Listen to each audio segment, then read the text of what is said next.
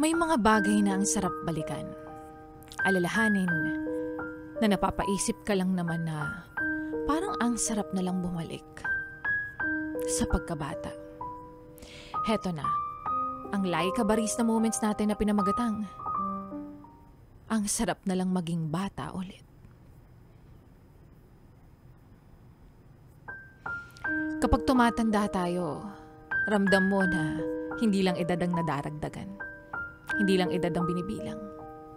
Dahil pati mga responsibilidad nandyan na rin at nakaabang. Akala mo madali lang kasi noong bata pa tayo, nakikita mo na kinakaya ng mga mas nakakatanda sa'yo. Nakakalabas sa oras na gustuhin nila. Nakakauwi sa oras na naisin nila. Hindi pinaghihigpitan kahit abutin ng 10 oras ng gabi sa kalsada. Ngayong nararanasan mo na, kumusta? Masaya ba? Oo naman, minsan lang talaga parang gusto mong sukuan na dahil panigurado isa ka rin sa nagsasabing parang gusto ko na lang uling maging bata. Yung batang kapag inaaway sasabihin, isusumbong kita sa mama ko. Ngayong matanda ka na, si mama na ang nagsusumbong na, anak, wala tayong pangbayad ng kuryente. Ngayong hindi ka na bata, magulang mo na ang nagsusumbong sa'yo ng problema nila. At yung sa'yo, itinatago mo na. Ngayong hindi ka na bata, isa na tayo sa lumulutas ng problema ng pamilya. Habang hindi natin alam paano lutasin yung sarili nating mga problema.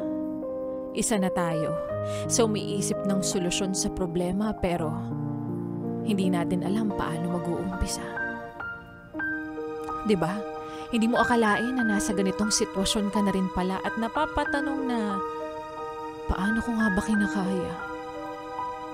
Ngayong hindi ka na bata, kulang na sa tulog, sa pera at pahinga, pero tuloy lang habang kinakaya pa. Ngayong hindi ka na bata, kahit pag-iyak ipagpapaliban mo na lang dahil mas maraming responsibilidad na dapat mong gampanan. Marami kang gustong iyakan, pero hindi ka pwedeng panghinaan ng loob.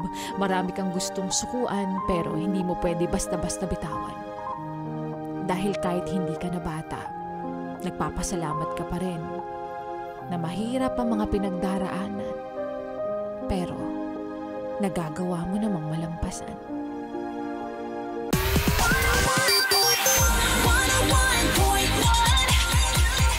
Yes, FM.